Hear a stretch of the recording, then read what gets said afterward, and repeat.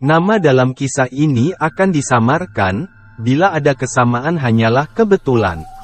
Saranjana namanya, pulau yang keberadaannya hingga kini masih dipercaya ada namun tak kasat mata. Pulau ini masuk dalam wilayah Kota Baru Provinsi Kalimantan Selatan. Jejak-jejak misteriusnya terasa oleh penduduk sekitar. Malam itu hujan lebat beserta petir tak kunjung berhenti di sebuah desa di pinggir pantai Desa Lontar namanya. Sudah jam 23 waktu Indonesia Tengah, namun hujan masih terus mengguyur dan sayup-sayup terdengar seseorang yang masih bercengkrama. Seorang lelaki berumur 45 tahun sedang menenangkan hati istrinya karena persediaan makanan mereka habis. Mereka tak punya apa-apa lagi untuk dimakan keesokan harinya. Abah Hamid penduduk memanggilnya, lulusan salah satu pondok pesantren di kota daerah B. Abah Hamid merupakan pengurus musola di tempatnya tinggal, musola yang sangat sederhana namun satu-satunya di kampung itu. Mereka terus saja bercengkrama, mereka tak sadar ada yang mengintai mereka dari luar bilik tempat mereka tinggal. Hujan sudah reda dan hari sudah menjelang subuh. Abah membangunkan istrinya untuk sholat tahajud. Abah keluar rumah untuk berwudu, sang istri menyusulnya. Si pengintai masih saja mengamati gerak-gerik mereka berdua seakan-akan sedang menunggu mangsanya lengah. Setelah selesai wudu mereka berdua masuk dan melaksanakan sholat tahajud. Setelah itu waktu subuh pun tiba. Abah Hamid yang menjadi pengurus musola segera beranjak dan bergegas menuju musola untuk azan. Istrinya tetap di rumah. Jarak rumah ke musola tidak terlalu jauh, hanya 70 meter, namun harus melewati hutan. Dalam keadaan tanah masih basah bekas hujan semalam, Abah Hamid berjalan dengan santai. Tak seberapa jauh dari rumah Abah Hamid merasa janggal, seperti ada yang mengikutinya dan mengawasinya. Dia menengok ke belakang, siapa tahu istrinya ikut. Ternyata tak ada apapun, kosong. Namun ketika hendak melanjutkan perjalanan dan menghadapkan wajah ke depan lagi, tepat di depan matanya telah berdiri dengan tegak sesosok tinggi besar dan hitam dan diiringi oleh bau seperti benda lama yang tersimpan dan berdebu. Sosok itu memandangnya tajam, giginya runcing, badannya berbulu, kukunya tajam. Wajahnya mendekat ke wajah Abah Hamid, nafasnya mendengus. Kepalanya mundur lagi dan tangannya bergerak seakan hendak mencengkramnya. Namun ketika sekitar 1 jengkal lagi tangan genderuwo itu mendarat di tubuh Abah Hamid, ada keanehan terjadi. Genderuwo itu seakan-akan melihat sesuatu di belakang Abah Hamid dan langsung genderuwo itu tertunduk. Seperti para pengawal kerajaan yang sedang tunduk ketika sang raja lewat di depannya. Genderuwo yang tadinya wajahnya sangar dan gahar kini mirip biskuit yang tercelup ke air. Dia mundur dan mempersilahkan Abah untuk melanjutkan perjalanan ke musola. Abah Hamid menyempatkan diri menengok apa sebenarnya yang ada di belakangku hingga genderuwo itu tunduk. Abah Hamid terheran-heran, sesampainya di musola lekas Abah Hamid menunaikan kewajibannya, dan setelah selesai lalu pulang. Beberapa langkah dia meninggalkan musola ia dipanggil oleh seseorang. Wajahnya tampan dan bajunya putih bersih. Dia menyerahkan sebuah bungkusan yang entah apa isinya dan hanya berpesan, "Bukanya nanti di rumah saja." Pak Hamid tak mengenali siapa pria itu. Dia bukan salah satu jamaah yang rutin ia temui. Namun ia menuruti saja apa yang pria itu suruh. Ia membawa bungkusan itu. Sesampainya di rumah istrinya masih menunaikan sholat subuh. Ia menunggunya sampai selesai dan menceritakan apa yang ia alami. Bahwa ia bertemu dengan seorang pria yang tampan dan gagah dan memberikan bungkusan dan memintanya untuk membukanya di rumah. Mereka berdua gemetar dan penasaran, apa sebenarnya isinya. Perlahan Abah Hamid membuka tali pengikat bungkusan putih itu. Dan betapa terkejutnya mereka berdua setelah dibuka ternyata isinya adalah sebuah tali dari benang hitam dan beberapa lembar uang. Namun tiba-tiba tali hitam itu sudah berpindah dari dalam bungkusan ke kaki kanan Abah Hamid. Ia berusaha melepaskannya namun gagal. Akhirnya menyerah dan segera menyuruh istrinya untuk pergi ke pasar untuk keperluan makan hari itu. Pak Hamid pun segera pergi ke kebun karet yang ia miliki. Tepat pukul 10 waktu Indonesia Tengah Abah Hamid pulang dan berencana untuk sarapan, namun sang istri belum selesai memasak. Akhirnya Abah Hamid mandi dan sejenak duduk santai di ranjang yang satu-satunya ia miliki.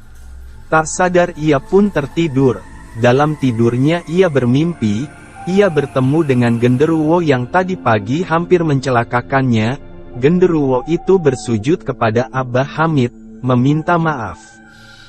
Abah Hamid terheran-heran kenapa makhluk itu meminta maaf seakan-akan menyesal telah menemuinya. Ditanyalah genderuwo itu kenapa sampai bersujud untuk meminta maaf kepadanya, dan si genderuwo pun menjawab, bahwa ia tidak tahu bahwa Abah Hamid ini punya pengawal yang kesaktiannya melebihi genderuwo itu. Abah Hamid makin bingung dengan perkataan genderuwo itu. Genderuwo itu menjelaskan bahwa orang yang memberinya bungkusan tadi adalah jelmaan dari pengawalnya Pak Hamid. Dan genderuwo itu menjelaskan selama benang hitam itu ada di kakimu kau takkan bisa disentuh oleh makhluk halus atau jin manapun. Benang itu ibarat sebuah tameng bagi yang memakainya, sehingga tak satu pun setan yang mampu mencelakakanmu, begitu kata si genderuwo memperjelas. Dan tiba-tiba ia terbangun karena masakan istrinya telah matang. Mereka sarapan bersama. Pada saat sore keanehan mulai terjadi. Sepulang dari musola Abah Hamid kembali merasa diikuti oleh seseorang, namun setelah ditengok tak nampak seseorang pun di belakangnya. Ia baru ingat bahwa ada undangan pengajian dan dia yang menjadi narasumbernya di desa sebelah. Ia menaiki sepeda ontel, melewati hutan dan jalan berbelok-belok. Sesampainya di lokasi ia heran, ternyata banyak sekali jamaah pengajian kali ini, tak seperti biasanya yang berjumlah kurang dari 10 orang, ini bahkan lebih dari 25 orang yang datang. Dan seakan-akan antusias dengan pakaian kompak serba putih baik perempuan maupun laki-lakinya. Ia bergumam dalam hati, alhamdulillah jamaah makin banyak. Setelah masuk dan menemui tuan rumah, ia memohon izin untuk segera memulai pengajian karena jamaah sudah banyak. Dan si tuan rumah terheran-heran sampai garuk-garuk kepala. Dalam penglihatan tuan rumah, jamaah yang datang baru 3 orang. Namun karena menghormati Abah Hamid maka tuan rumah pun menuruti dan segera memulai pengajian. 30 menit berlalu dan pengajian pun usai. Pak Hamid bergegas berdiri untuk pamitan kepada tuan rumah, begitupun jamaah yang lain. Pak Hamid masuk ke dalam rumah baru selangkah ia berjalan tuan rumah sudah datang menghampiri dan mengerti apa maksud dari Pak Hamid. Pak Hamid berkata mau segera pulang takut hujan. Tapi biar jamaah yang keluar duluan, sambil menengok ke arah jamaah yang sudah sunyi, tertinggal 2 orang yang tersisa. Pak Hamid pun terkejut karena tidak mungkin orang sebanyak itu mampu keluar rumah dari satu pintu dalam jumlah yang sangat amat cepat dan tanpa rebut sedikit pun. Astagfirullah, berkali-kali Pak Hamid melafalkannya.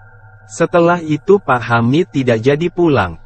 Namun menceritakan apa yang ia lihat kepada tuan rumah dan ternyata tuan rumah pun tidak melihat bahwa banyaknya jamaah tadi ternyata bukan dari golongan manusia. Cuma Pak Hamid yang melihat. Akhirnya Abah Hamid pun pulang dan kebetulan searah dengan salah satu jamaah, Fatur namanya. Fatur menuturkan bahwa kakeknya yang seorang paranormal pernah mengalami hal serupa dan itu terjadi berulang kali. Dari kejadian-kejadian yang dialami kakek Fatur diketahui ciri-ciri orang-orang itu tidak mempunyai garis cekungan di antara hidung dan bibir, rata. Dan kakek Fatur mengetahui bahwa orang-orang itu adalah orang sebelah, Saranjana, sambil menunjuk sebuah pulau kecil di pinggir pantai. Abah Hamid geleng-geleng kepala, Seakan tidak percaya apa yang ia alami tadi, sesampainya di rumah ia tak menceritakan kejadian tadi pada istrinya. Dia takut kalau menceritakan kepada istrinya akan membuat dia akan khawatir dan was-was. 3 hari setelah itu, tepatnya hari Jumat, Abah Hamid pulang dari musola setelah melaksanakan sholat subuh. Suasana masih berembun, tiba-tiba ia dikejutkan dengan bau amis yang tercium. Dia mempercepat langkahnya. Namun semakin cepat ia melangkah maka semakin bau itu menyengat, seakan-akan baunya sangat dekat. Sambil berjalan dalam hati ia berkata, apalagi ini, semoga yang dikatakan genderuwo itu benar tentang benang hitam penangkal setan ini. Rumahnya mulai nampak dari kejauhan, namun dari pohon pisang di ujung jalan itu muncul asap yang awalnya kecil, namun lama-lama semakin besar dan semakin berbentuk menyerupai manusia yang dibungkus kain kafan, lengkap dengan talinya. Dan tak salah lagi, poconglah yang muncul di pohon pisang itu. Abah Hamid menundukkan pandangannya namun tetap berjalan. Ketika tepat di depan si pocong, tiba-tiba cahaya putih muncul menyilaukan mata. Nampak samar-samar ada sesosok manusia menunggang kuda putih. Putih berbaju kerajaan zaman dahulu kala lewat di antara Abah Hamid dan si pocong. Setelah itu keduanya menghilang. Abah Hamid mengelus dada dan bersyukur tak terjadi apa-apa. Ia bergegas pulang. Abah Hamid tak habis pikir mengapa akhir-akhir ini ia sering sekali diganggu makhluk halus menyeramkan itu. Ingin rasanya bercerita kepada istrinya namun selalu gagal karena ia kasihan. Puncaknya, tepat pada malam Jumat Kliwon, Abah Hamid berencana untuk ke musola karena sudah masuk waktu sholat maghrib. Ia bersiap memakai kopiah usangnya dan membawa tasbih. Suasana senja itu sedang gerimis. Ia berjalan melewati pohon pisang itu lagi. Tak nampak keanehan di situ. Tiba-tiba saat berada di tengah perjalanan ke musola ia terhenti karena ada yang memanggil dan tiba-tiba datanglah dari arah belakangnya orang yang beberapa hari lalu memberinya bungkusan berisi uang dan gelang benang hitam itu. Pakaiannya serba putih. Ia berkata, Abah mau ke musola? Bukannya waktunya masih lama di sini? Abah Hamid menjawab, iya sekitar 30 menit lagi. Orang itu berkata lagi, di masjid kami tidak ada yang azan, maukah Abah azan di masjid kami? Nanti akan saya antar lagi ke sini. Belum sempat menjawab namun orang itu menjulurkan tangannya seakan mau bersalaman. Seketika itulah Abah Hamid berada di sebuah jembatan, yang berada di tengah laut. Di depannya terdapat sebuah gerbang yang sangat amat megah dan besar, dan sepertinya terbuat dari emas karena berkilauan. Orang tadi memperkenalkan namanya Mustafa. Ia disuruh oleh rajanya untuk mencari pengurus masjid di kerajaannya itu. Sambil berjalan melewati jembatan itu, Mustafa menjelaskan gangguan makhluk halus yang dialami oleh Abah itu memang disengaja. Karena itu semacam tes apakah beliau tetap teguh untuk datang ke masjid atau tidak. Begitu kata Mustafa. Sesampainya di depan gerbang, Mustafa mengucapkan salam dan terbukalah gerbang itu. Abah Hamid takjub. Terciumlah bau harum yang khas tak bisa dituliskan dengan kata-kata. Di hadapannya kini nampak sebuah kota besar, dengan gedung-gedung tinggi, rumah dengan pagar tinggi, semuanya dengan arsitektur yang sangat amat megah dan indah. Orang-orang berpakaian muslim lengkap. Abah Hamid bertanya pada Mustafa, sebenarnya aku ada di mana? Dan Mustafa menjawab, ini kerajaan kami Saranjana. Lalu Abah Hamid diajak untuk menaiki delman yang kudanya memiliki kulit putih bersih, dan tempat duduk yang sangat nyaman di bagian belakangnya. Ia berhenti di depan masjid yang sangat besar dan megah. Kubahnya terbuat dari emas, bagian depan lantainya dari kaca dan terlihatlah ikan-ikan laut yang berada di bawah kakinya sangat indah. Ia masuk bersama Mustafa dan dipersilakan untuk azan maghrib. Sementara itu, Di desa tempat Abah Hamid gempar karena sudah tiba waktu sholat maghrib, namun tidak terdengar suara azan oleh Abah Hamid yang biasanya tak pernah absen 5 waktu. Akhirnya jamaah yang lain pun menggantikannya untuk azan. Setelah selesai sholat, salah satu jamaah, Pak Jamil namanya, berinisiatif untuk menjenguk ke rumah Abah Hamid. Ia mengira Abah Hamid sedang sakit sehingga tak bisa untuk ke musola. Namun alangkah terkejutnya ketika sampai di rumah Abah Hamid, ia cuma bertemu dengan istrinya, dan istrinya menjelaskan bahwa Abah Hamid tadi pamit pergi ke musola setengah jam sebelum waktu maghrib. Semuanya bingung, kemana perginya Abah Hamid. Lalu Pak Jamil bergegas mengabari kepada kepala desa bahwa Abah Hamid hilang. Istri Abah Hamid menangis sejadi-jadinya, bahkan berulang kali pingsan. Penduduk desa akhirnya bersama-sama mencari Abah Hamid di hutan yang terletak antara rumah Abah Hamid dan musola sambil membawa perlengkapan lengkap untuk Bagandang Nyiru, ritual mencari orang hilang di Kalimantan Selatan. Gentong kayu, kentongan, dan nyiru, tempat membersihkan beras dalam bahasa Jawa disebut tampah, dan juga obor. Mereka berkeliling hutan dan mencari ke seluruh sudut hutan bersama-sama warga yang lain. Jam sudah menunjukkan waktu pukul 22 waktu Indonesia Tengah, namun Abah Hamid tak juga ditemukan. Warga belum tahu bahwa Abah Hamid telah dibawa oleh penduduk Saranjana. Akhirnya kepala desa dan warga memutuskan untuk menghentikan pencarian karena hujan. Istri Abah Hamid dibawa ke rumah kepala desa untuk bermalam di sana karena kondisinya pingsan. Keesokan harinya setelah subuh warga kembali mencari namun kembali pulang dengan tangan kosong. Abah Hamid tak ditemukan dan dianggap meninggal dunia. Warga kampung pun mengadakan tahlilan untuk menyelamati meninggalnya Abah Hamid di hari ketiga dan di hari ketujuh. Sementara warga sedang melangsungkan tahlilan di hari ketujuh, Abah Hamid baru saja menyelesaikan azan iqomah dan sholat maghribnya di Saranjana. Lalu ia menagih janji kepada Mustafa bahwa ia akan mengantarnya pulang, karena ia sudah lapar dan istrinya pasti menunggu, dan Mustafa membawa Abah Hamid ke sebuah gedung yang sepertinya istana. Di sana ia diajak masuk ke sebuah ruangan dan di dalam ruangan tersebut sudah tersedia berbagai makanan yang sangat amat jarang Abah Hamid makan karena beliau tergolong orang yang kurang mampu. Setelah makan Abah Hamid diantar pulang oleh Mustafa, dengan kuda dan keretanya yang indah itu, berhenti di depan. Dan Abah Hamid dipersilahkan berjalan lurus saja tanpa menoleh ke belakang.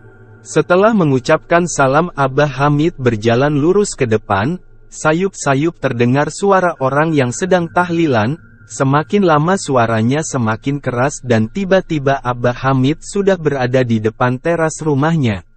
Seketika warga berhamburan keluar dan memastikan itu adalah benar-benar Abah Hamid. Tahlilan dihentikan dan warga memintanya untuk menceritakan apa yang sebenarnya terjadi. Abah Hamid menceritakan dengan detail apa yang telah dialaminya. Ia menceritakan kondisi Saranjana yang mirip seperti kota-kota besar, jalannya lebar-lebar, banyak mobil mewah, gedung-gedung tinggi, rumah besar dengan pagar yang tinggi-tinggi, bersih dan semuanya bernuansa Islami. Dan juga ia bercerita hanya sholat maghrib dan ternyata di alam nyata dia sudah menghilang selama seminggu. Ia bercerita bahwa salah satu ciri penduduk Saranjana ialah tak mempunyai cekungan di antara bibir dan hidung. Sang istri pun terharu karena sang suami pulang dengan kondisi sehat. Dan 3 bulan berikutnya Abah Hamid kembali menghilang. Warga pun menebak bahwa ia diajak kembali ke Saranjana. Sang istri gelisah karena sudah seminggu suaminya tak kembali. Namun pucuk dicinta ulam pun tiba. Di bulan kelima, ia pulang. Dan menceritakan bahwa ia menjadi guru ngaji di sana. Setelah kejadian itu banyak warga desa di pinggir pantai yang sering mendengar sayup-sayup suara musik dari tengah laut. dan bahkan cahaya warna-warni yang muncul seperti cahaya kembang api dari tengah laut, dan mereka percaya bahwa penduduk Saranjana sedang mengadakan pesta kerajaannya. Beberapa bulan setelah itu salah satu penduduk desa mengadakan acara kawinan. Beberapa hari sebelum hari H semua penduduk bergotong royong untuk membantu mempersiapkan pesta pernikahan itu. Abah Hamid pun di situ. Sambil memotong kayu ia menceritakan bahwa di Saranjana buah-buahannya 3 kali lipat lebih besar daripada yang terdapat di alam nyata.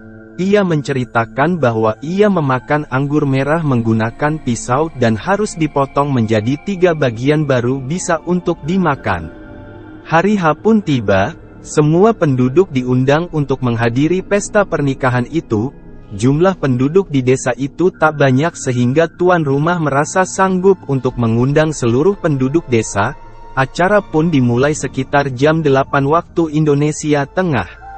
Abah Hamid datang sekitar jam 10, namun ia terkejut karena banyaknya tamu yang datang, sampai-sampai ia harus mengantri untuk mengambil makanan yang disediakan.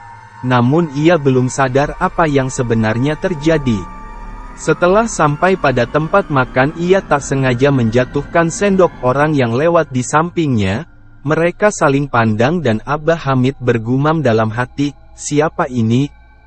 Apakah penduduk kampung juga? Ah, mungkin saudaranya si tuan rumah. Begitu pikir Abah Hamid, namun setelah dicermati tak satu pun tamu undangan di situ yang ia kenali. Wajahnya sangat asing. Tak lama kemudian ia menyadari bahwa semua tamu yang datang adalah penduduk Saranjana.